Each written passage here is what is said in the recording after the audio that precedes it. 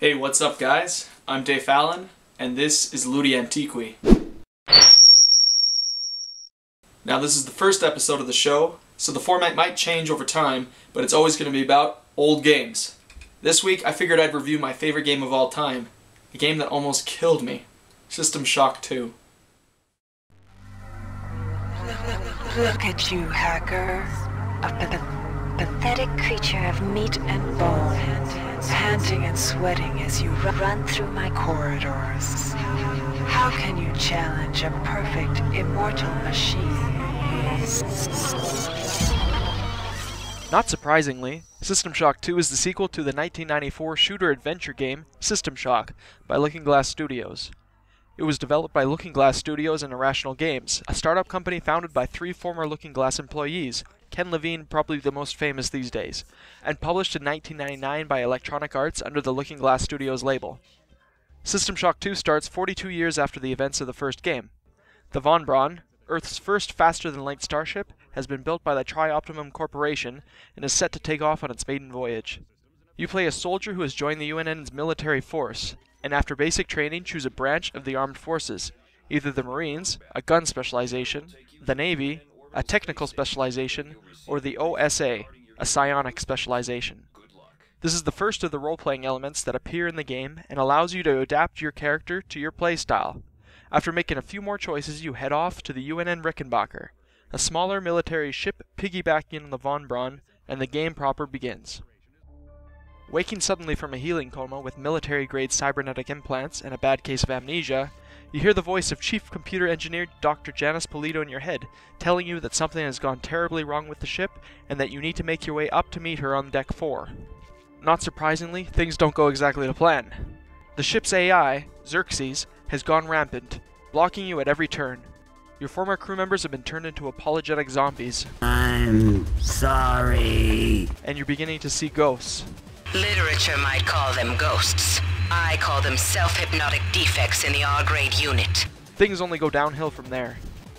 As you fulfill objectives, Polito will give you cybernetic modules, basically skill points that can be used to upgrade your stats, powers, and abilities, allowing you to have a unique experience every time you play. Though I always seem to end up being a psychic hacker ninja no matter what I do. While its story is compelling, what makes System Shock 2 such an amazing game is that it's just dripping with atmosphere. The emptiness of the ship is palpable. You feel fear at every corner, scrounging through garbage cans for ammo, your heart stopping at the sound of a security camera locking onto you, ready to call down legions of enemies on your position. Audio logs scattered throughout the ship tell the stories of other crew members bit by bit. Sometimes you'll come upon them only a few hours after they were recorded, sometimes a few days, and sometimes even a few weeks. Those who have played the BioShock games may find this all very familiar.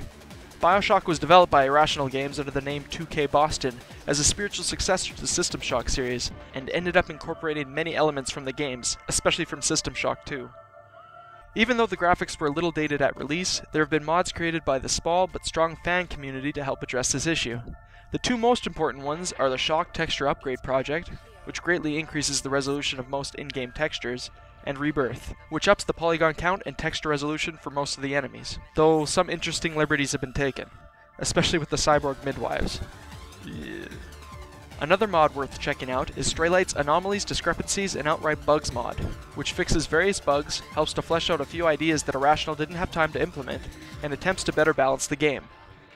This leads me to the one and only criticism that I have of System Shock 2.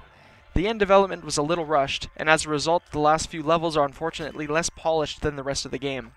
However, this is more of a nitpick, as overall the game is fantastic, and it was only after multiple playthroughs that I really began to notice. Now, I mentioned earlier that System Shock 2 nearly killed me, so I guess I should probably tell the story behind that. Early one morning, not many days after I first got the game, I woke with terrible stomach pains. Unable to get back to sleep due to the intense pain, I decided to play System Shock 2 instead of, going to the hospital or something sensible like that. I just made it to the 2nd level, the engineering floor in the belly of the ship, which has some of the most memorable music in the game.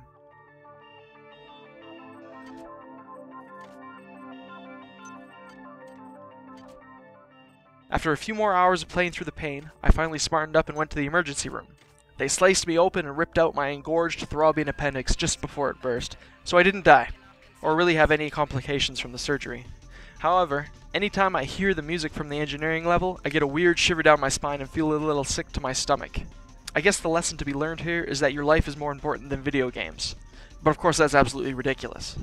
So is it worth hunting down a copy of System Shock 2? Yeah, absolutely. System Shock 2 is so good that it nearly killed me. These days, it's very difficult to get your hands on a legitimate copy, with hard versions being offered for outrageous prices on eBay, and legal digital copies not available due to the rights being stuck in some weird legal limbo. If you do manage to snag a copy though, the game is easy to get running on modern operating systems thanks to the tireless efforts of the fan community.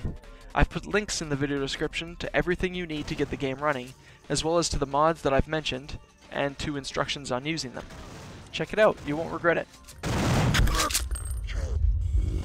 If you've enjoyed this episode, watch some of my other gaming videos, and don't forget to subscribe.